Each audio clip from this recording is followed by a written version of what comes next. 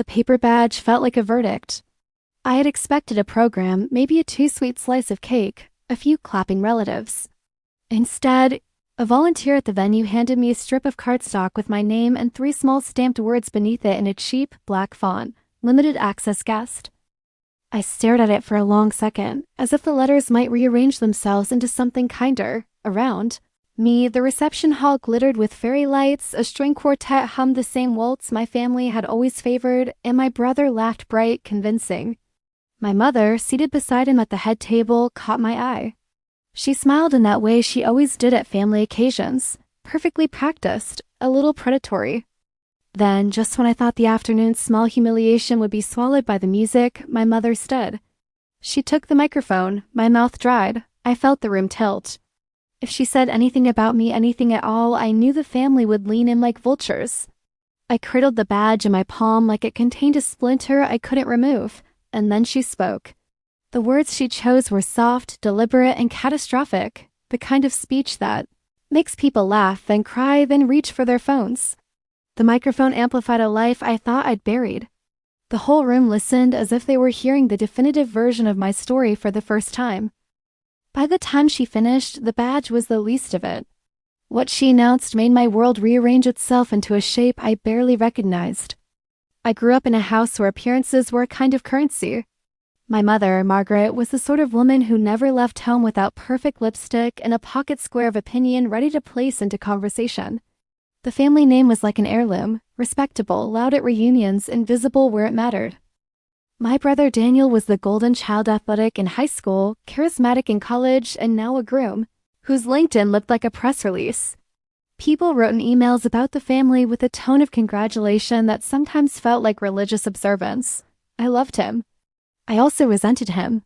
For years, the pull between love and resentment lived in the hollow of my ribs.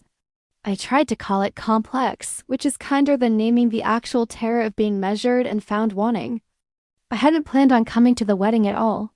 The estrangement had hardened into a polite distance after a fight a year ago, an argument both private and public, the sort that ferments into something permanent. There were texts I never replied to, invitations I let expire. But nobody can entirely excise family from their life.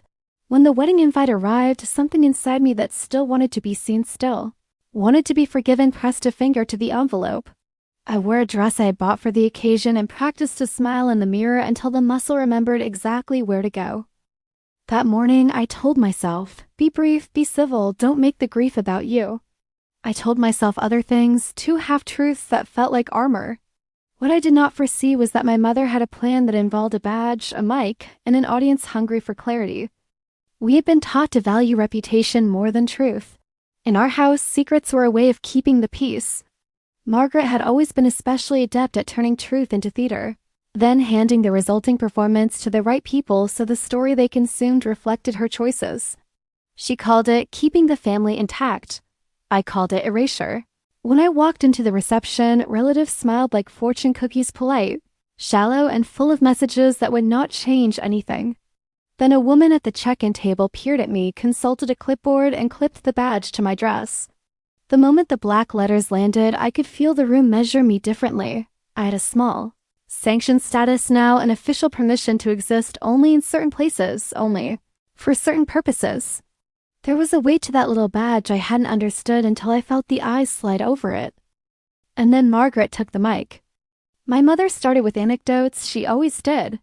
She was a master of the gentle pivot and ability to make even sharpness feel like a bloom. The room softened into nostalgia as she spoke, but the air around me felt taut, like a net being slowly drawn. She told stories about Daniel and me as children, the bike we shared, the rough winter that taught us to be tough. She spoke about family loyalty and the delicate architecture of trust. People laughed, nodded, drank. I breathed, thinking perhaps the worst would be harmless patting. Then she pivoted. The microphone dipped and her tone sharpened like a well-oiled hinge. Families protect, she said, but they also set limits. Sometimes we make those limits for the good of the whole. She smiled at Daniel and the applause carried across my chest like a physical blow. My heart hammered. A dozen small pricks of panic spread across my skin. The badge in my hand felt suddenly ceremonial. She told a story about a small incident and argument she said when I crossed a line a year before. She framed it as a lesson about decorum, about boundaries you keep so family remains unbroken. She did not mention the late-night phone calls that had broken the silence between me and my brother. She did not describe the pattern of belittling that had made me leave the family dinners empty-handed for months. She told the narrative her audience wanted to hear, the version that kept the family order intact and kept its scapegoats neatly labeled. People murmured agreement. In the discussions I'd avoided for months, the details she chose to emphasize made me suddenly the one who had been difficult, distracted, unreasonable, someone who required containment. The badge seemed less like paper then and more like earmarks on a cattle tag. I was being branded. When she finally set the microphone down, her last lines were breathless and performative. We have to keep the air clean for those who belong here. There are spaces you don't cross. For everyone's sake. The applause came like rain. My mother's smile stayed perfect as the room exhaled. My hands were shaking and I could feel heat rising in my face. People moved toward the buffet. Conversations flowed again. My brother hugged his new wife and posed for photographs while I stood to the side with my limited access badge flapping like a small surrender flag. I wanted to leave. Instead, I found myself swallowed by the ritual of staying. Some part of me, a stubborn child's part, was looking for a different ending, for someone to rise and say, "That's cruel," for a defense that would change the story. The defense never came. Family rituals protect the surface. They rarely dig for the wounds underneath.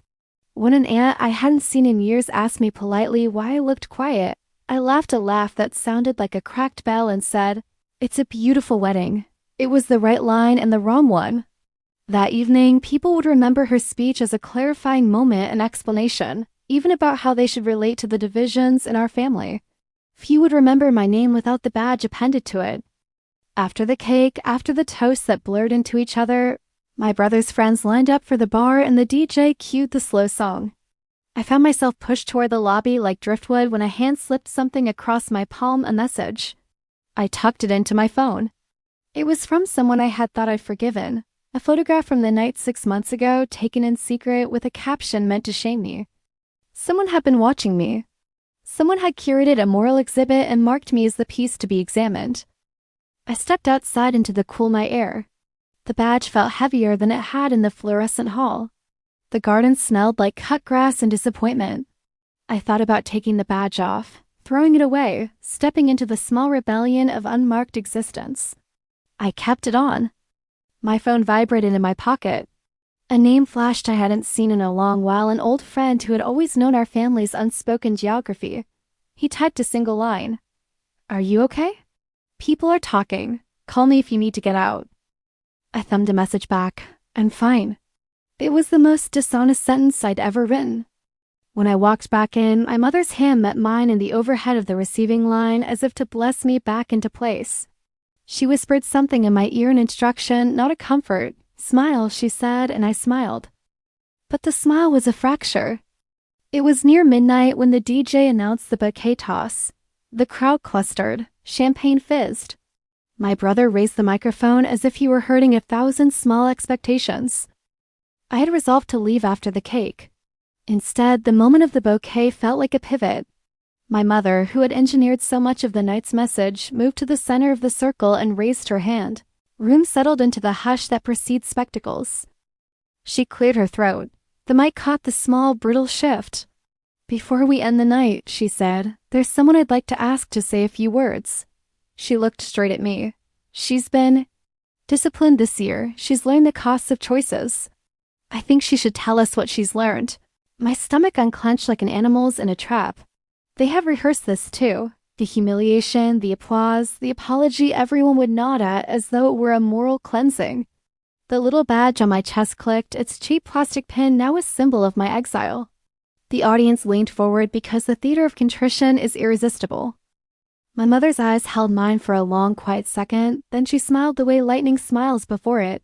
Strikes. She lifted the mic higher and the room stilled, all of them primed for a confession. For a heartbeat, I considered letting the humiliation finish me. Public apology has an economy. One gives up dignity for dressed forgiveness and buys acceptance in installment. But I had a memory tucked under my ribs that would not be traded. A small ledger of all the times my brother had laughed in my face, the times my mother had conditioned the family to choose appearances over people. I had been waiting not for an apology, but for someone to give voice to a truth that wasn't their performance. So instead, I did something that made the room inhale sharply. I took the microphone. My voice was steadier than I felt. "No," I said simply, and the single word split the room like a stone through glass. I could feel the gasp as if it were a physical breeze. "No," I said again, and then I will not apologize for being myself. I will not perform a confession because it keeps other people comfortable. Blank faces and rows flickered. My mother's lips went white. My brother blinked as if he were trying to recalibrate a camera lens. I told them then small pieces at first, then a tide. I described nights of whispered accusations and cameras in rooms where icons of our family were supposed to sleep. I described how my voice had been turned into a script, how private things had been staged to create a narrative that protected the image of a man and sacrificed the dignity of a woman. I spoke of being monitored, of emails forged, of conversations edited by those who wanted a neat story. People shifted like a field of grass. The bride's hand flew to her mouth. Someone in the back stifled a laugh that turned into wet sound of disbelief. I watched my mother's carefully cultivated face crack into something exposed and ragged. "You gave me a badge," I said finally, looking straight at her. "You marked me as limited. You limited me." Why? My voice trembled, but I let it. I wanted them all to see the human thread hurt, not spectacle. My mother's voice came out thin. "You owe the family," she began. "You owe the truth," I replied, "not a story." The fallout was immediate and messy. Some relatives moved toward me as if to judge, others as if to protect. My brother's face went gray. His eyes shone with a complicated mixture of betrayal and the slow dawning that he had been given someone else's version of his life.